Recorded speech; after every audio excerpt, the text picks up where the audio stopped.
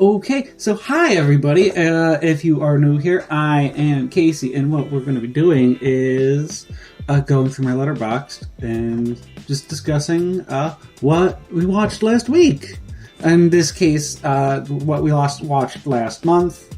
We're going to get streaming going every Sunday morning, and then hopefully get this video up on the YouTubes by Monday afternoon, or Monday morning, hopefully. But yeah, let's just go through here. Started the month off with coming back from a lot of traveling for birthdays and things between mine and my spouse's, which always fun and had a great time, but glad to be home. So I didn't get to really go out and do as much as I would have loved, or watch as much as I would have loved early in February. But I did get my few little bits of Three Stooges in. This is Three Stooges in a hospital. I don't know how else to describe it. It's Three Stooges in a hospital. And because it lets me talk about it, this is when HazbinHotel this is when HazbinHotel finale finally aired. And if you were unfamiliar with HazbinHotel, it's this great adult animated series on Amazon Prime about redemption and being good people. So highly recommend HazbinHotel if you are unfamiliar with it. Between all of the dynamic and beautiful characters, I'm so glad and love this exists. And the songs, the music. Yeah, it's like that adult Disney musical I always wanted. And I get it. So yeah, 10 out of 10 for HazbinHotel. A lot more of the Three Stooges. Three little pigskins. They are football players here. Three Stooges playing football. I believe this is also they get in problem with the mob. A little bit of the mob here. Yeah, that's again the Three Stooges. I enjoy my Three Stooges, but this is not what I think they're best in. We did a little bit more Three Stooges there, and now we're gonna go back a day. First page. Yeah, and here clearly we see I got home and was able to put a couple of movies on, because the first thing I did is put on Blackening, which came out 2 years ago. Oh wow, it came out in 2022. I didn't even realize. I feel like I watched it in 2023. This great horror comedy that I found to be engaging and fun. Clearly made for an audience that isn't me. And that's okay, and I still enjoyed it all the same. It's such a fun, active... you can tell everybody had fun making it, or it looked like everybody had fun making it. You can tell that everybody involved knows about horror and the genre. I have nothing but great things to say about this movie. Blackening was so much genuine entertainment and fun through and through. And then the 6th of February was my birthday, so happy birthday to me. And I took that to watch some of my old favorites. That includes The Old Dark House, which I think is streaming on Tubi right now for free, but I have it on Blu-ray. This is James Whale is one of my absolute favorite directors. Might be standing my favorite director at the moment. Oh, yay ads, thank you.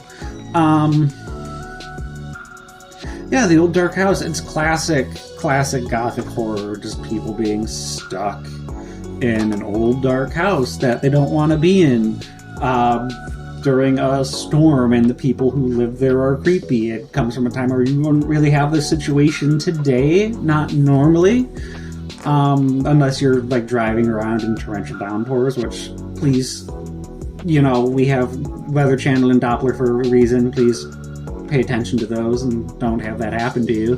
But The Old Dark House is this great gothic horror.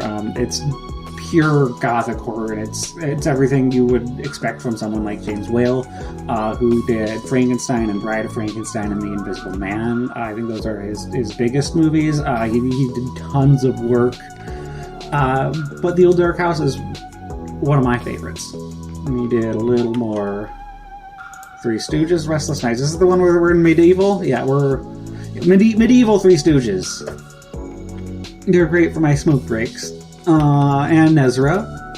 Again, Nezura is, for my birthday, I hadn't got a chance to watch this, actually, and I was very excited because I'd heard a lot about what it is, but never actually, like, quality of it, or what it is it's a fictional retelling of the making of Gamera, the Godzilla knockoff from Daiei Studios. It's Gamera, instead of a giant fire-breathing turtle, started as a swarm of mutant rats that they just couldn't control. I didn't realize this movie was only 60 minutes, so it's a really awesome short runtime.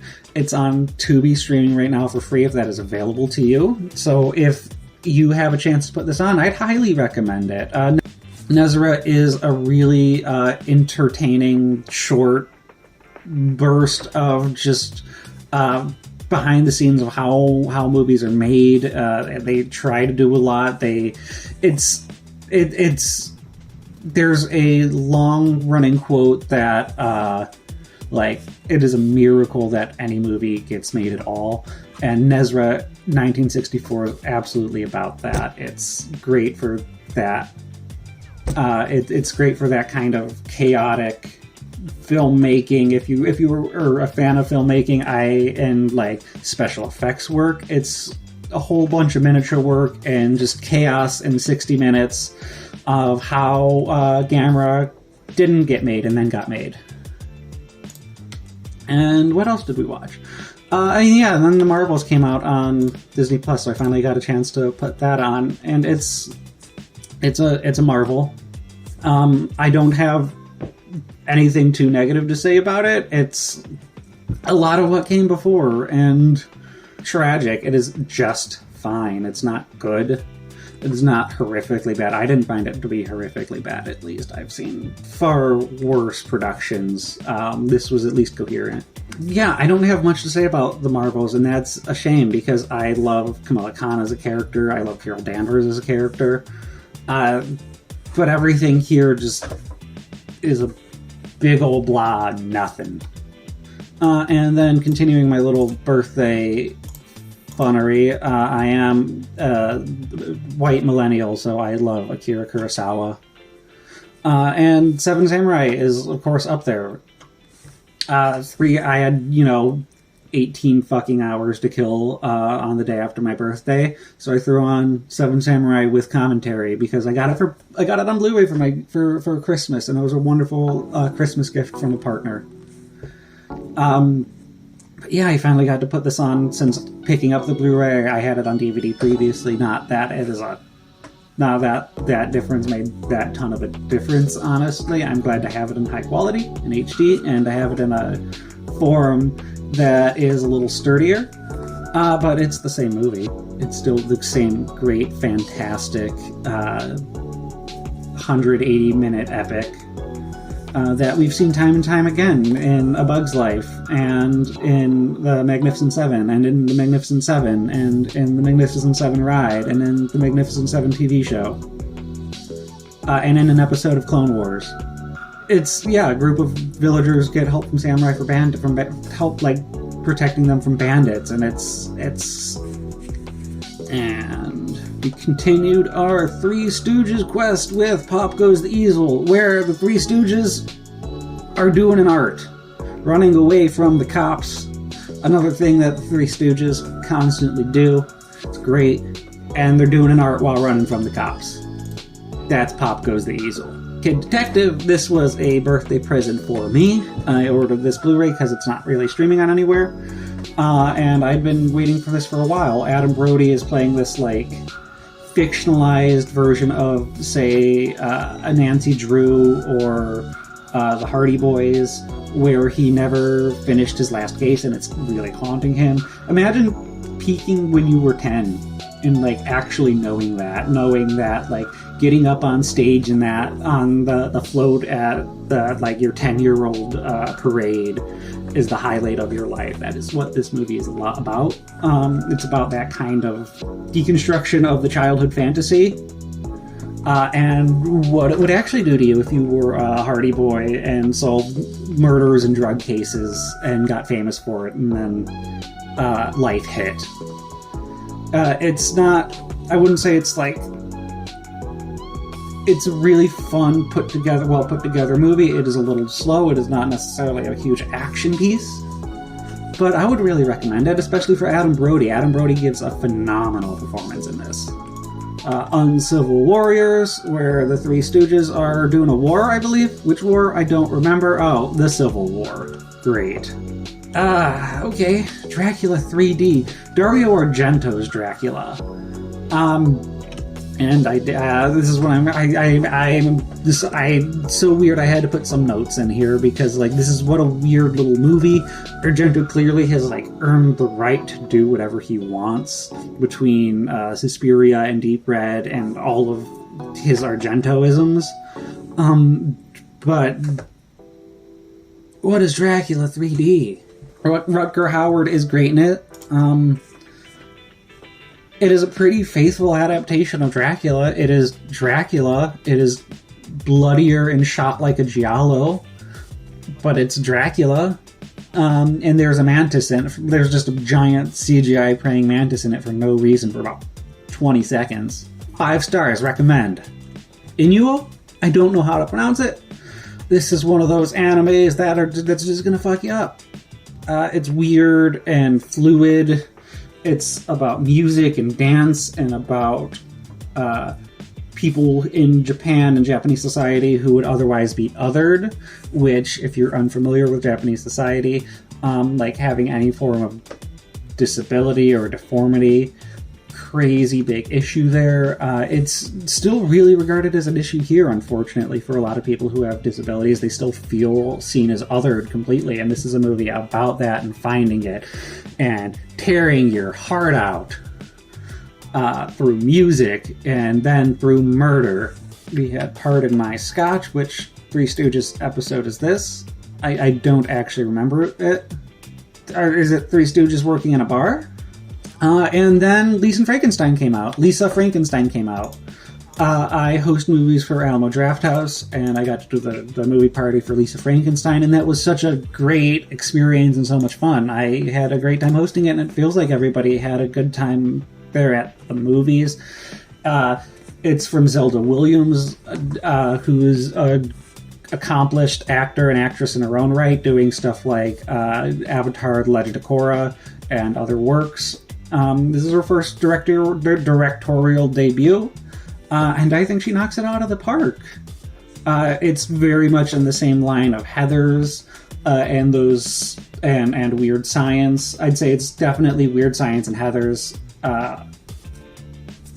more than anything, which isn't necessarily a genre I love, but everything about this movie was well put together and crafted. John Hughes movies and pictures like Heathers have never been my particular cup of tea, but Zelda Williams and Diablo Cody really bring a lot of energy and life.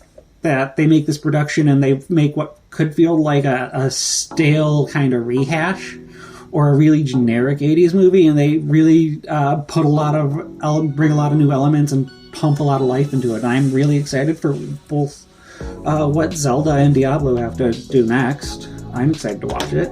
They're great. I'm really glad this exists. And then I wanted to watch something for me. And I like Mad Max Fury Road because it's such great visual storytelling without a lot of dialogue. Like, there's a lot of story going on in Mad Max Fury Road that you might not initially see. Everyone is really just giving it their all through and through in Fury Road. George Miller is one of the best directors still working. He did 3,000 Years of Longing, I think, right after this, and that didn't catch off the way he wanted because it's so different. But 3,000 Years of Longing is also a fantastically put together movie. I highly recommend George Miller. What else did we watch? Oh, we watched Jennifer's Body because Diablo Cody wrote that, and I've only heard better and better things about Jennifer's Body as time has gone on since I missed it in theaters, since it's rated R movie, and I would have been just under able to see it, I think. I remember this being blasted when it came out, and almost immediately when it went onto home video, I remember everybody loving it, and it's been only grown in cult following since then, and I really like Diablo Cody's work in LisaFrankenstein. So yeah, Jennifer's Body was a lot more of that. I'm excited that this takes place in the same universe as LisaFrankenstein, that Diablo Cody is creating her own little monsterverse. Her own little, like... God, I hate that Legendary has called it the Monsterverse, because monster's such a generic term. Little Monsterverse, human-sized Monsterverse, instead of the giant Monsterverse. I don't know. But I love that Diablo Cody's doing this. I would love to see Diablo Cody do an Invisible Man or a Creature from the Black Lagoon. I saw that Creature from the Black Lagoon poster in LisaFrankenstein. Please tell me that's like a hint that that's what you're doing next. These are great, like, common new readaptations of these familiar stories. I love these. Hoi Polloi. Now this is Three Stooges, and I think they're best. When there are Three Stooges, there are a few kinds of Three Stooges shorts. There's the Three Stooges shorts where they're just trying to make a living. And then there's the Three Stooges shorts where they're in high society or in a place where they're supposed to be very well behaved, and they're just not because they're the Stooges, and this is that. This is the Three Stooges at what I think at their best and where they fit in the best, where they're kind of pointing out the fallacies and the awfulness of, like, the high society and the hoi polloi-ness of it all. This is what I love to see in Three Stooges. I think we see it a little later on this month too. There's a Three Stooges episode where they're in court, and it's just a lot of not understanding the diction and what you want, because hoi polloi is Three Stooges at their best. If you're unaware, just about all of the Three Stooges, they've been putting out all of their old shorts on YouTube pretty consistently, continuingly today even. I think they put one out just a few days ago. So highly recommend checking out the Three Stooges YouTube channel. They're free and the content is there. Zatoichi is a franchise that I very much like. I picked up the Blu-ray set from Criterion last year, and it's a very good set. It's about that very stereotypical blind samurai kind of wandering around doing what he does, but in this case, because he's blind, he's also has to be kind of think Toph. Think specifically Toph if you're familiar with Avatar: The Last Airbender and The Blind Bandit. That is a lot of Zatoichi, and I wouldn't be surprised dumbfounded if they haven't seen or weren't familiar with Zatoichi in some aspects, because a lot of that gambling racketing, that's entirely a Zatoichi thing. And me and my spouse wanted to get really high and watch Fantasia. Brilliant animated storytelling. It's just music and animation. I'm not a huge music person. Not that music isn't hugely important. It's just a thing that I never grew up with it being a huge part of my life, unfortunately. And there's a bunch of reasons for that. I'm going to do a video on that like next month, I think. Fantasia. If you haven't seen Fantasia, it's on Disney+. I have a copy of the DVDs because I'm a nerd.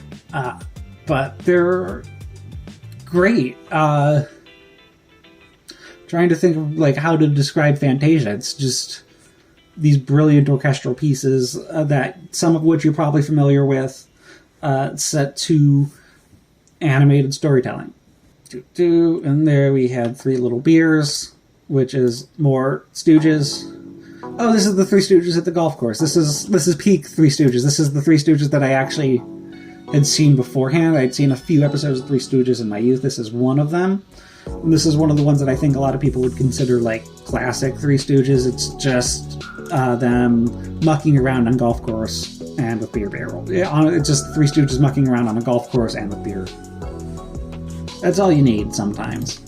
Fantasia 2000.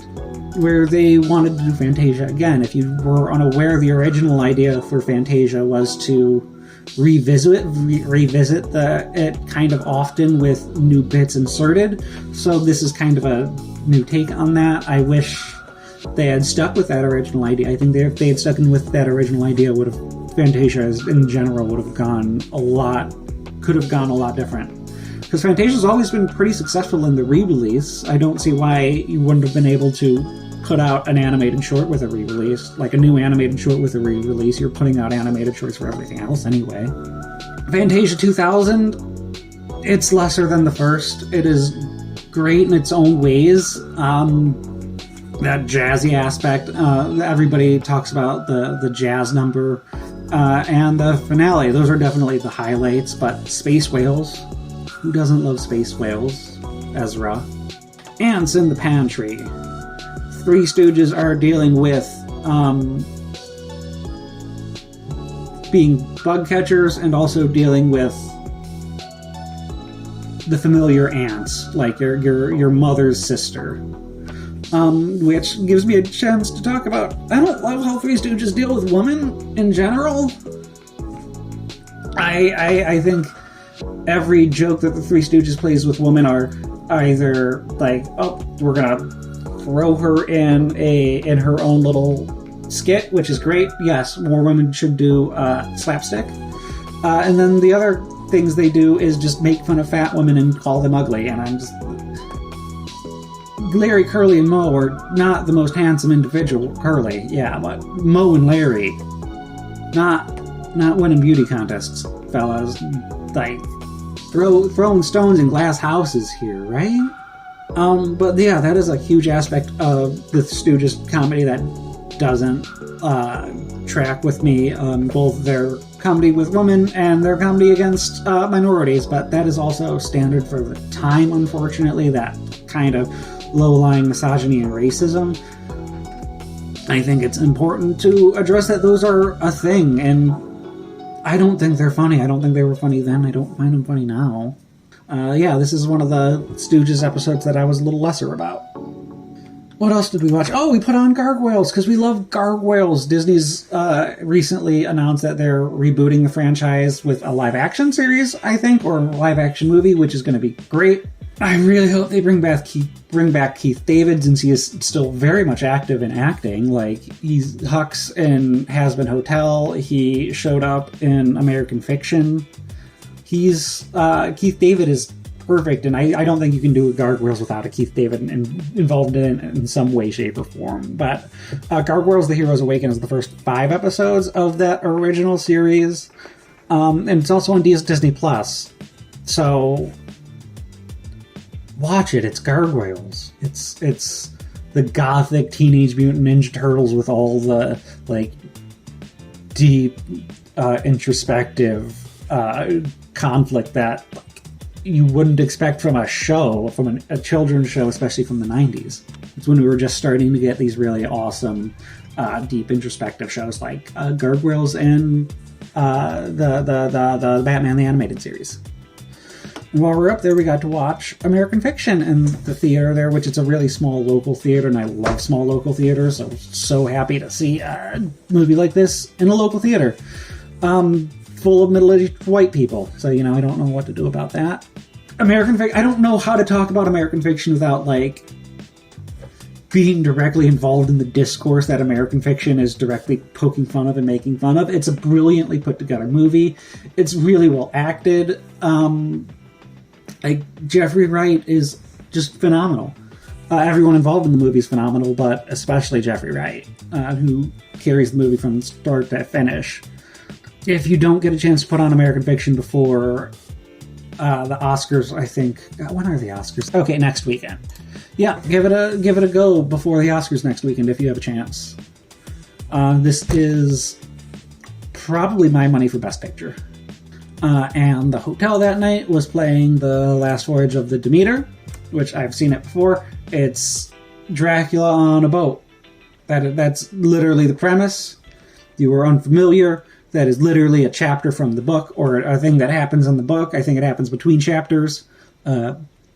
Dracula goes on a boat trip and nobody survives. This is that trip. It's dark and creepy. It's a really well-shot movie. I don't think it holds up logically. Unwelcome. This was one that I was really surprised by. I watched it in preparation for Dead Meat and the podcast that had come out for this movie. And so my little review here is, while I understand red caps are rooted in their own mythology, this movie is definitely something like someone took the outline of Trolls 2, the old Colts schlocky horror movie, and rewrote it from the ground up. It's family moving to a cabin and get attacked by little gnome people. But they take it really dark and serious. It's way too dark to have as much fun as it does with it, and I can't imagine it being done any other way. I really want more things like this. I'm so glad that this exists, because I don't feel like we get enough movies like Unwelcome. It's streaming on Shudder, I think, right now, and AMC. But it's just a family trying to survive both shitty neighbors and gnomes. Bottoms. I don't know why I didn't get a chance to put this on. Didn't get to watch this when it came out. But I'm really glad the high school comedy is making a comeback. It's not my favorite genre. I talked about that before with LisaFrankenstein, but I'm really glad this exists. It's earnest, and I think it's sending these really powerful, uplifting messages to the people that they're made for. Like, these are rated R comedies, but I guarantee you high schoolers are watching them, because that's what we all did. Yeah, this is the one where we keep getting... This is, I believe, the Three Stooges, where we keep going in and out of the army. They are done with their service, and then they're looking for work and accidentally go right back into the draft. Not right back into the draft, they go right back into enlist. They're tricked right back into enlisting. So yeah, it's Three Stooges in the army. Deathstalker. This is a movie that I had heard a lot about. It's one of those Conan the Barbarian, sword and sandal, low fantasy kind of movies. This is one I'd heard a lot about, definitely through Cinemassacre when I was younger, and it's popped up on other channels a lot. I hated it. I did not have fun with this movie in a fun, bad way. I'm glad people like it. I am glad this exists for you. I am not going to be putting on Deathstalker 2, 3, or 4 anytime soon. Zatoichi and the Chess Expert. This was a phenomenal Zatoichi movie. I talked a lot about Zatoichi as a character earlier. This is so weird that 12 movies in that we're still getting completely new and unique ideas. I found that the chess expert, who ends up being the main antagonist of the movie, or the final boss, because we're having a sword fight movie. We have to have a sword fight at the end here.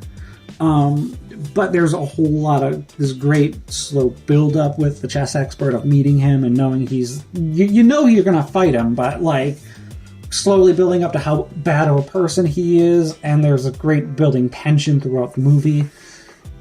Zatoichi and the Chess Expert. I don't think anybody's going to just pick up Zatoichi, the 12th movie. But if you're inclined to pick up a Zatoichi movie, I don't think this is a bad place to start. I don't think any of them are a bad place to start. It's not a continuous story. Every Zatoichi is self-contained, which is, I think, part of the importance of the longevity of the character. I'd give Zatoichi and the Chess Expert. I gave it my like. I like it a lot. Fellini, Satyricon. I don't know how to describe this movie. Script, please don't quote me on that. I haven't done a bunch of research beforehand, but it is based on a story that is incomplete and reflects that. It is very scattered and all over the place. It's based on texts or ancient texts that are only partially recovered.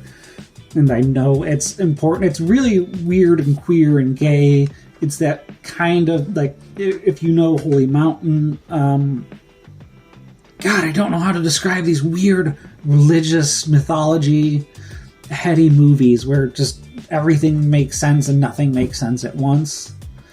I didn't love Fellini Satyricon as much as, say, Holy Mountain. I didn't like it as much as Holy Mountain and some other things, but it's definitely could just be a movie that needs to grow on me. Onibaba, on the other hand, I love Onibaba. It's a Japanese horror. Before movies like The Ring and The Grudge became popular, this woman and her daughter-in-law living, struggling to survive, waiting for the husband to come back, and he never does because there's a war going on. And it's about how what they have to do to stay alive, and how awful they become as people to stay alive, and how the mother is this awful, jealous, manipulative person. It's a lot. It's slow, but it's creepy, and it's deliberate.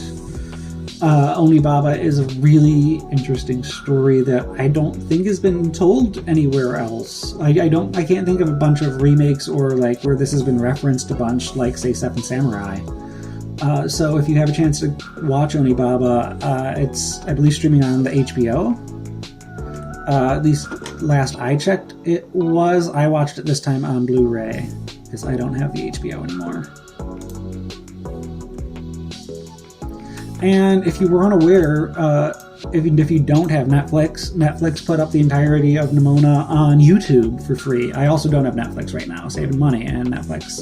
I'll get Netflix again when, I don't know, probably Stranger Things. That's probably when I'll get Netflix again, honestly. But Nimona was so lively and great and has so much energy. It's in this futuristic medieval world that makes sense and doesn't at the same time. It's definitely this anachronistic world where it's definitely not meant to be ours. This sci-fi medieval world with the shape-shifting pink chaos creature. Give Nimona a go. It's free on YouTube. What do you have to lose? It's highly unique and original, based on, I believe, a webcomic or comic book series. I haven't had a chance to watch it or to pick that up yet, but I'm probably going to after watching the movie. It's so beautiful and full of so much beautiful heart, and there's also kaiju in it. How do I not love a kaiju? Because after Nimona, we watched The Seventh Seal. We're getting really big into our Criterion collection at home because we also have this one. Unlike Onibaba, this is a movie that is constantly referenced. Whenever you see Death wanting to play a game, or chess, or you see a lot of time in modern interpretations, Death just kind of wants to play a video game or something. I've seen that a couple of times. I think all of that kind of stems from The Seventh Seal. It's about a guy playing chess with death to kind of prolong his life because he doesn't feel like he's done enough. And it's just kind of this way of, it's a melancholy thing. We know he's going to die throughout the entire picture. That's kind of the point of it. The point of it is you can't escape death. From what I understand, anyway, that is the kind of message of the movie, is that you can't really escape death, but you're trying to, we're still here to try and do something with it, right? We're still trying to do something with our life and make meaning. That is, from what I understand, The Seventh Seal means to me, anyway. It's a really slow, melancholy, powerful movie. You have to pay attention to it, because if you don't, you're going to lose where you are. It jumps around a lot. But classic, and it's a classic for a reason. Disorder in the Core. This is the other Three Stooges short I was talking about, where the Three Stooges are just in court. That's perfect, because they don't know what they're doing. The language is so weird and intentionally mucky and confusing for anybody. Of course, the Three Stooges would have a terrible time in court. This is exactly where the Stooges belong. Not necessarily in court, but in situations like this. This is my favorite place to see the Stooges. And again, playing for free on YouTube. You have nothing to lose. And KungFuPanda 4 is coming out next month. I'm doing a movie party for that with Alamo on the 10th in Boston, so if you're here, great. Say hi. But I hadn't seen 2 or 3, so I picked up the entire collection on Blu-ray to give them a go, because I really remember enjoying the first one when I saw it in theaters. It's, believe it or not, the action and stunt choreography throughout all three of the Kung Fu Panda movies are phenomenal. I think Jackie Chan and, like, I specifically find Jackie Chan to be funny in these. Between Jackie Chan and Seth Rogen, I think those two bounce really well off of each other for some reason. And this is a movie where you just get a lot of interactions you wouldn't normally get.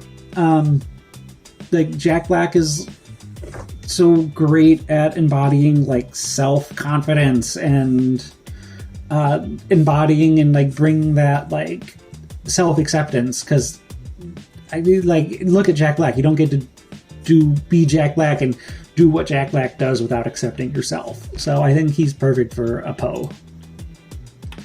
And yeah, Kung Fu Panda 2 is a great follow-up to that. It does a really good job deepening the lore, hinting at, like, what's going to come in Kung Fu Panda 3 without straight up giving us, like, a post-credit scene. It takes everything that Kung Fu Panda had. It gives us a little more seeds. It introduces us to, like, a wider world and does it really well. Kung Fu Panda 2 is everything you need a sequel to be. And, where's Kung Fu Panda 3? Oh, it's up there. I'm going to talk about Kung Fu Panda 3 right now. Who cares? My show.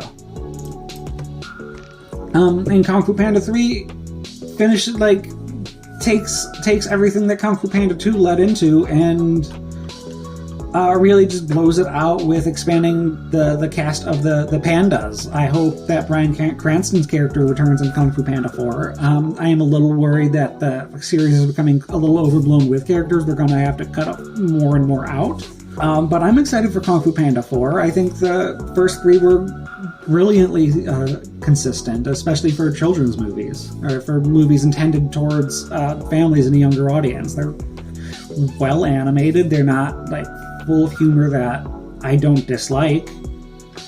And they're giving a good message about empowerment. Yeah, I can't give my love for the Kung Fu movies enough. Werewolves Within was, I just woke up early and wanted to put something on, and Shudder recommended me this, and it looked fun, and it was. What did I put here? What a hectic and real manic energy is brought to the characters is really phenomenal. The mysteries that are, like, presented in the movie's always about that mystery. The mystery is never really forgotten. I'm really glad this movie exists. Sam Richardson, who played the lead, plays this really heartwarming and genuine character who just wants to be nice, and I appreciated that, especially in a movie like this. Sam Richardson particularly shines in a movie full of characters that are crazy and manic. At times, I feel like Werewolves Within was almost too loud, and, like, I couldn't tell between what everybody was yelling. It made me a little anxious, even, almost. But that's kind of probably the point. All the loud yelling.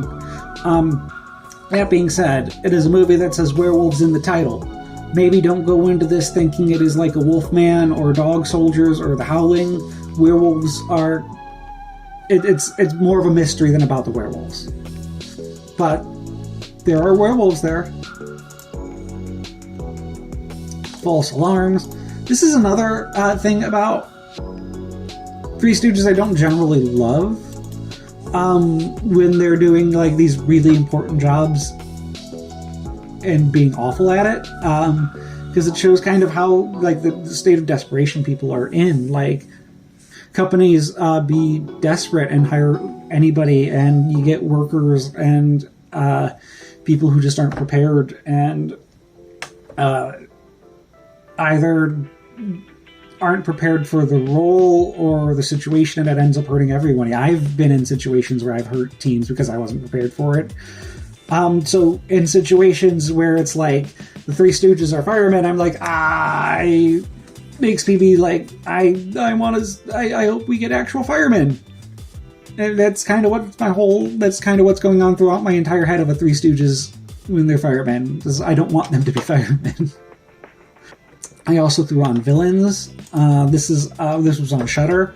It made me realize that like one of my favorite little subgenres is bad people getting in over their heads with awful people. Think of things like Don't Breathe and the new ballerina vampire movie from Radio Silence. I'm really excited for those. And this is one of those. But it stars a Skarsgård. Bill Skarsgård, Pennywise himself. Him and his awful partner in crime, awful at doing crime. They're not awful people generally. They get in over their heads, breaking into a house they shouldn't. Full of awful people. Great. Love this movie. Loved it from start to finish. I genuinely was really surprised with how much I loved it. I was going in expecting something a little more run-of-the-mill, but this really came through. Yeah, give Villains a go if you haven't. And we're coming up on the end of the month with the racists Three Stooges, where they're talking about being Indian, where they do a whole bunch of brown face and Indian stuff, running away from the cops, which, you know, don't love it. Again, not specific to the Stooges. It's just, I don't love it. I don't love watching it. So not my favorite Stooges short. That being said, Dune Part 2. Very skewed here because we are a very big Dune house. Very much enjoy the books. We have the old 80s movie. We have the Sci-Fi Channel series of both Dune and Children of Dune, which is a great adaptation. Early Sci-Fi Channel budget adaptation, so it's like the volume before volume, which means bad green screen rooms everywhere. But it's a pretty faithful adaptation, the sci-fi version. This Dune Part 2, great. Obviously, it's the best adaptation we've gotten of Dune to this point. There's a little bit of truncating of time, which confused me in my head a little bit watching the movie, but like if that is the only complaint I had about Dune 2, it is phenomenal. Go watch Dune 2 as soon as you get a chance. Because this is going to be a big movie. I think it feels like this is going to be a movie that is important for a while. It feels like this is going to be a movie like Dune, and Dune Part 2 is going to be kind of like a Generations Gladiator in a lot of ways. But I could absolutely eat those words. But that's everything we watched in February.